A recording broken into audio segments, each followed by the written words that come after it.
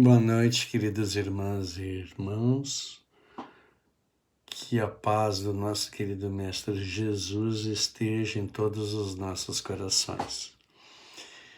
Então, hoje, em função da nossa quarentena, desse desafio que todos nós estamos enfrentando, em prol da saúde, e que nós sabemos já por estudo que não é por acaso, Hoje nós vamos fazer esse trabalho. Eu já tenho escutado algumas palestras dos irmãos e das irmãs por vídeo. Então hoje coube a mim trazer um tema para nossa reflexão, e eu escolhi, já em função de tudo que estamos atravessando, e como a gente sempre diz, eu costumo falar lá na casa espírita, quando tem oportunidade, que eu procuro sempre o tema que me motiva, que vai mexer com as minhas questões, porque ali eu já sinto aquela força demandando de dentro de mim, em busca da melhor,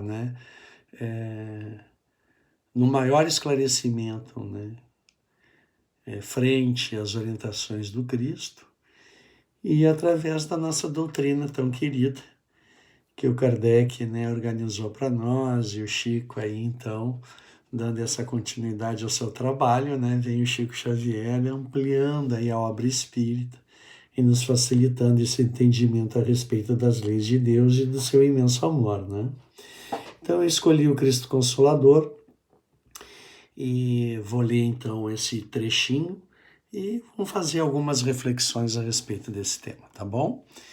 Então vamos lá, capítulo 6, Cristo Consolador, o jugo leve. Vinde a mim todos vós que estáis aflitos e sobrecarregados, que eu vos aliviarei. Tomai sobre vós o meu jugo e aprendei comigo, que sou brando e humilde de coração, e achareis repouso para vossas almas, pois é suave o meu jugo e leve o meu fardo. Mateus capítulo 11, versículo 28 a 30. Todos os sofrimentos, misérias, decepções, dores físicas, perda de seres amados, encontram consolação na fé no futuro, na confiança na justiça de Deus que o Cristo vem ensinar aos homens. Sobre aquele que, ao contrário, nada espera após esta vida, o que simplesmente duvida, as aflições caem com todo o seu peso e nenhuma esperança lhe mitiga o amargor. Foi isso que levou Jesus a dizer: vinde a mim todos vós que estáis fatigados, que eu vos aliviarei. Entretanto, faz depender de uma condição a sua assistência e a felicidade que promete aos aflitos. Essa condição está na lei por ele ensinada. Seu jugo é a observância dessa lei, mas esse jugo é leve e a lei é suave, pois que apenas impõe como dever o amor e a caridade. Ainda hoje eu estava conversando com um colega, ele trabalhou muito tempo aqui em Torres comigo e hoje nos representa no sindicato e tem atividades em Porto Alegre, E ele estava me falando ficou sabendo das dificuldades que a minha esposa atravessou, referente ao câncer. E aí conversamos, além das questões do trabalho, sobre a vida. E ele estava me contando, que é um desafio para ele também, que tem uma mãezinha que depende dos cuidados dele e de alguns irmãos. Eles se revezam, e essa mãe está com uma vida vegetativa. E eles, então, além de todas essas dificuldades que a sociedade em geral está enfrentando em função da pandemia, tem esses desafios pessoais, que nos chamam a fazermos um movimento que nos permita superar aquela adversidade e retirar dela as lições que nos são necessárias, porque do contrário, se não nos fossem necessárias, não estariam acontecendo conosco, E aí, enquanto ele me falava, a gente vai cruzando, né, o pensamento numa velocidade impressionante, a gente vai recordando casos assim que sempre nos sensibilizaram muito, né? E tem um caso que, uma notinha assim, num dos casos do Chico Xavier, que me chamou muita atenção, foi quando ele travou um diálogo com o espírito que apareceu para ele num momento muito difícil da vida dele, né? Então, o Chico é cheio de desafios ao longo da vida, né? Mas quando ele diz assim o muito difícil, a gente fica pensando, meu Deus, né? O que não era. Por tudo que ele passou e sempre passou, nos dando um belo exemplo, né? Do tamanho da fé dele e da confiança que ele realmente carrega com relação ao amor do nosso querido Pai e do nosso Mestre Jesus, que é esse irmão maior que acompanha, né, a todos nós que estamos aqui matriculados no planeta Terra, né? Então é um caso em que um espírito aparece para o Chico Xavier e naquele momento difícil da vida em que o Chico se sentia, estava só, estava longe de casa, tinha sido abandonado por um colaborador da doutrina que levou o Chico lá para o Rio de Janeiro, estavam num trabalho em conjunto, e essa determinada pessoa desertou do trabalho, né? E o Chico então se viu a sós naquele dia, sem um cruzeiro no bolso, vamos dizer assim, eu nem sei se era o cruzeiro a moeda da época, mas sem um tostão sequer para poder voltar para casa, pegar um ônibus e voltar para casa. E ali ele estava muito triste. Esse espírito então chega para ele e começa a travar um diálogo mental com o Chico, perguntando para o Chico se quando ele tinha perdido a mãezinha dele com 5 anos de idade, se ele tinha mágoa do Senhor. E o Chico então vai responder que não, que ele nunca teve mágoa do Senhor. Aí esse espírito fala então da segunda mãezinha. Depois, né, Deus confiou a ele aquela segunda mãezinha, que foi toda uma esperança de novo e alegria, porque ela reuniu o Chico e seus irmãos, estava tudo espalhado, né, em parentes, e essa segunda mãezinha, para casar com o pai dele, teve como condição, ele tinha que trazer todos os filhos dele de volta, né? E foi uma mãe maravilhosa para o Chico, ele também, ela desencarna, ele ainda pequeno, e o espírito pergunta para ele se, quando ele perdeu a segunda mãezinha, se ele teve mágoa do Senhor, e ele vai dizer que não. Bom, esse espírito vai pontuando os momentos mais delicados da vida do Chico e sempre terminando com a pergunta se ele teve mágoa do Senhor. Mas em todas o encontro é emocionante. Eu lembro que a primeira vez que eu li, a segunda e a terceira eu chorei muito, porque me sensibilizou muito aquela conversa.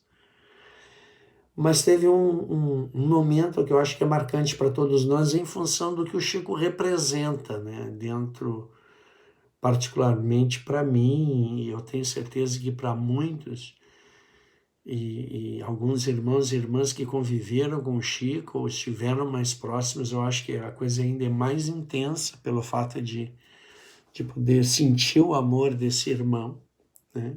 No convívio ao lado dele. Mas o Espírito pergunta para ele se quando o plano espiritual levou o irmão dele, eu não lembro se era o José o nome, mas era o irmão que, junto com o Chico, era o braço direito dele nos primeiros anos de dedicação ao espiritismo, né? Esse irmão acompanhava ele, não me lembro se era o José. E ele perguntou se ele tinha mágoa do Senhor, e o Chico deu uma resposta que me tocou profundamente. Ele diz assim: chorei e ainda choro, mas não tenho mágoa do Senhor. Então a gente sabe que o Chico, com a capacidade mediúnica dele, ele dialogava tanto com a gente, com as pessoas encarnadas, e com os desencarnados, ele vivia nesses dois mundos simultaneamente. Mas a ausência daquele irmão foi para o Chico uma perda, com toda a visão que o Chico tem de vida, foi uma perda, né? Como fez falta, como o Chico chorou, né, a ausência desse irmão, né? E aí, pegando esse trechinho desse encontro do Chico com esse espírito que diz ele que era de uma envergadura superior do Emmanuel, e que é muito interessante no final do diálogo, depois de ele inquirir o Chico diversas vezes, ele termina lá dizendo: e agora que esse irmão te abandonou no momento em que tu mais precisava, né, para dar continuidade ou talvez até concluir aquele trabalho da qual ele se comprometeu nesta encarnação, e esse irmão desertava e deixava ele lá sozinho se ele tinha mágoa do Senhor. E o Chico diz que não tinha e que nunca teve, porque o Senhor sempre sabe o que é melhor para todos nós, né? E aí esse espírito interrompe o diálogo como se estivesse se comunicando com o mais alto, e aí encerra o diálogo dizendo assim que o nosso Senhor mandou te dizer que a partir de hoje nada mais te faltará para que você termine o trabalho, né? Realize o trabalho que Jesus tinha confiado a ele. Então, nada mais lhe faltará. Né? E nós sabemos o quanto o Chico renunciou ao longo da sua encarnação para cumprir com essa missão, da qual nós estamos hoje nos utilizando, apreciando e talvez ainda longe de termos consciência na grandeza dessa obra, do quanto o Chico representa na obra de Jesus aqui na Terra, né? Mas aí me veio também um trabalho de uma colega da psicologia, onde ela faz um vídeo muito, muito interessante, e ela não traz essa visão espírita, mas ela traz uma reflexão muito legal a respeito do amor, né? E ela começa citando um psiquiatra, Colin Parks, né? E ele diz que num trabalho dele, ele escreve lá que o luto é o preço do amor, né? Então, ela vai nos trazer a importância de nós não pouparmos o amor.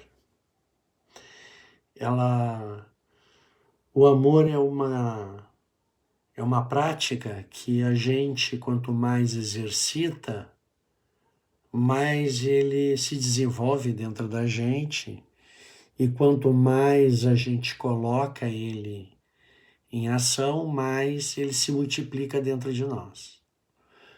Então, digamos que, recordando o colega que cuida daquela mãezinha, né, que há bastante tempo leva uma vida vegetativa, e a gente, nessa experiência que passei junto com a minha esposa, na luta contra o câncer, no sentido de que, na busca da saúde, né? O câncer é algo que nos chama para a gente quer, em primeiro momento, se libertar dessa ameaça, né? Que a gente quer continuar aqui encarnado, tem os nossos apegos aqui no nosso mundo físico, tem os nossos entes queridos. Felizmente, a gente percebe muita coisa boa, muita coisa que nos faz falta, que a gente realmente é apegado, né?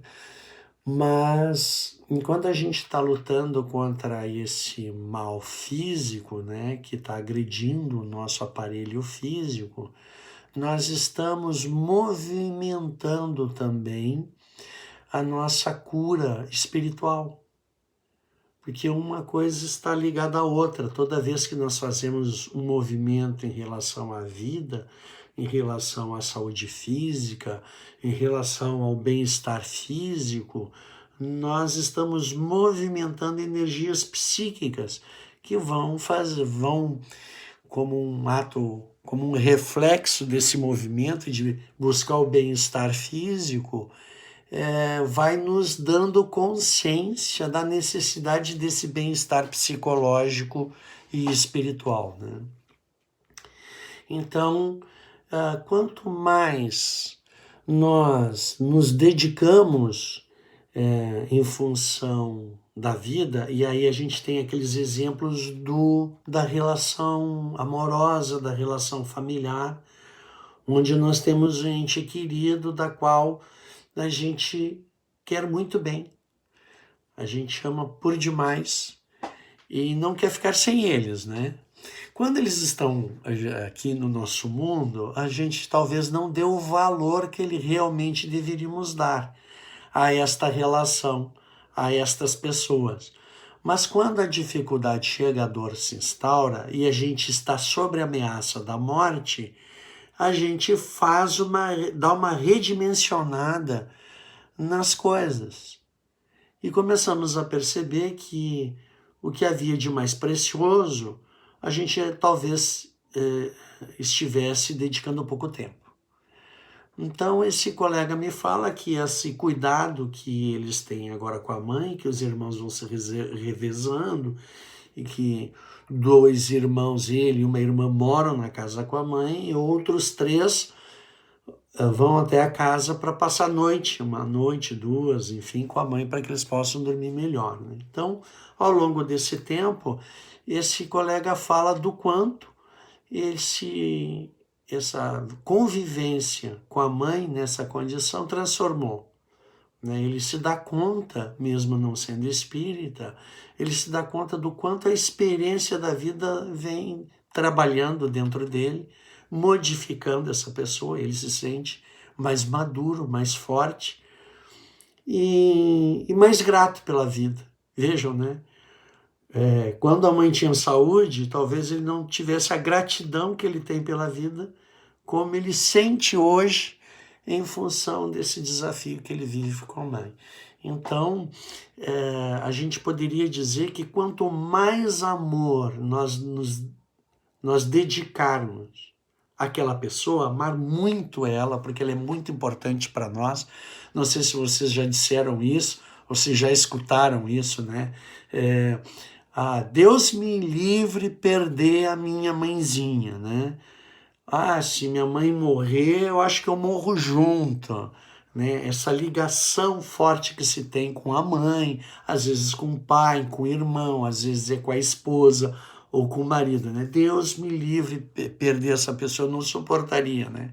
Então o conselho que a gente dá, e esse conselho está em plena afinidade com a proposta de Jesus, seria, nós aí psicólogos, né? Seria ame muito, não poupe amar essa pessoa da qual você tem esse carinho especial. Faça tudo que você puder fazer por ela. Demonstre esse amor diariamente a esta pessoa, né? Porque se tem uma coisa que vai nos fazer assim, sofrer bastante, é não ter feito tudo aquilo que nós poderíamos fazer enquanto ela estava conosco. E aí nós sabemos, né, que quando essa pessoa parte, essa pessoa que a gente ama muito, que a gente tem essa ligação muito forte, dói muito. E aí eu lembro do Chico, porque o Chico para mim é uma referência de ser humano.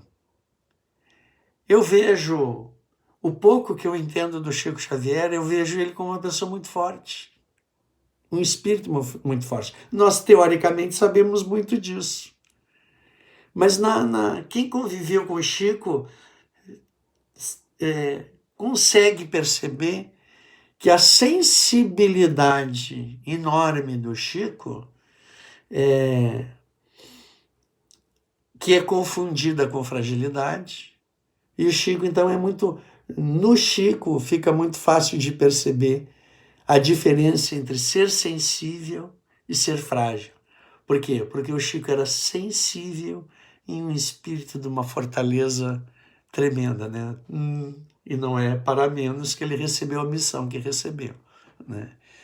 Dificílimo de ser realizado, mas que ao nosso entendimento ele foi exemplar, né?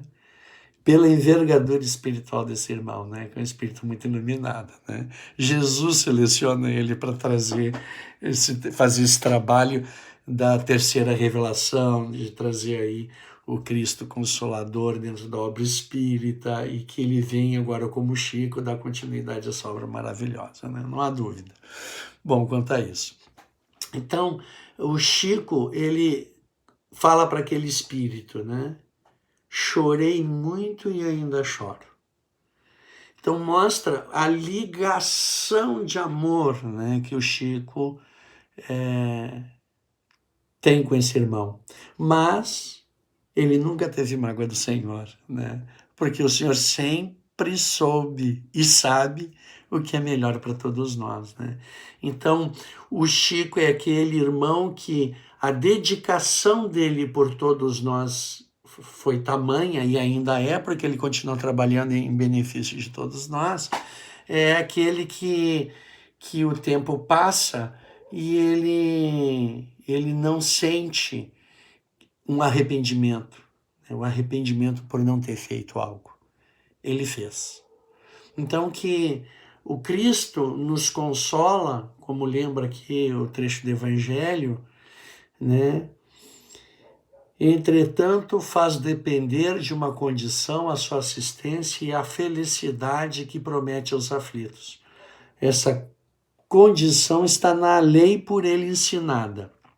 Seu jugo é a observância dessa lei, mas esse jugo é leve e essa lei é suave, pois que apenas impõe como dever o amor e a caridade.